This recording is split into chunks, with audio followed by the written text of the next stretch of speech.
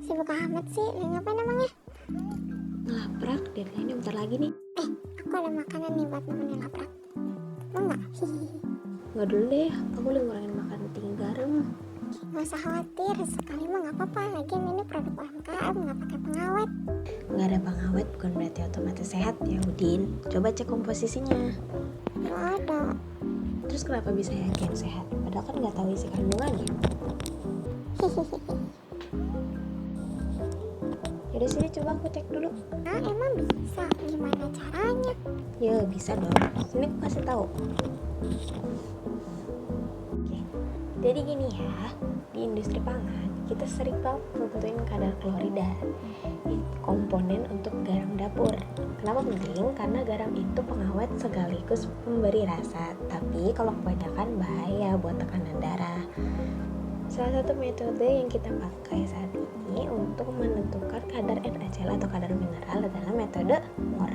Prinsip metode MOR itu sederhana, titrasi alias meneteskan larutan perak nitrat ke sampel yang mengandung klorida. Begitu semua klorida udah diikat sama perak, kelebihan perak nitrat bakal bereaksi sama indikator kalium kromat K2CrO4 dan warnanya berubah jadi merah bata. Wah, terus abis berubah merah berarti di stop.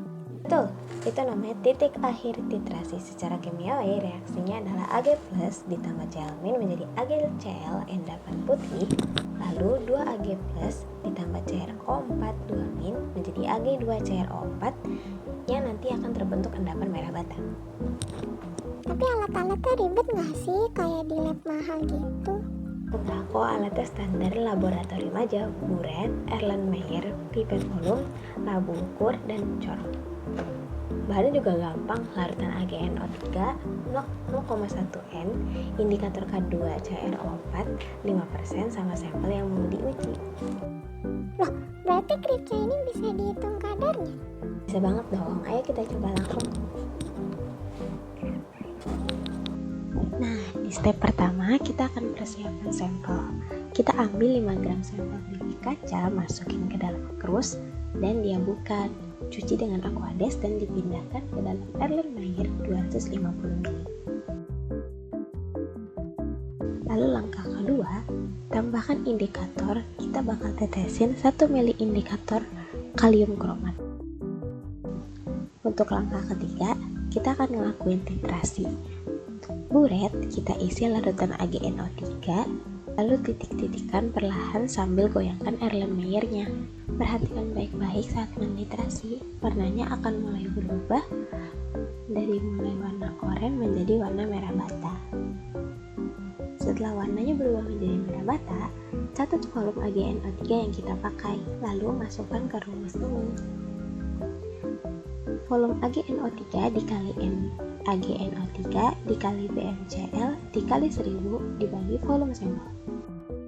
Nah, metode MOR ini sebenarnya sangat populer ya, tapi nggak sempurna karena punya kelemahan dan kelebihannya masing-masing.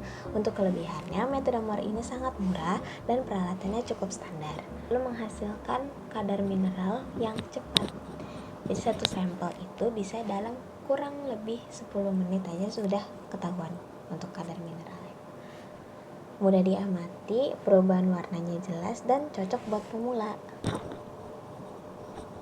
Nah, kalau untuk kekurangannya, metode ini khusus hanya untuk klorida saja, jadi nggak bisa buat mineral lain kayak kalsium atau magnesium.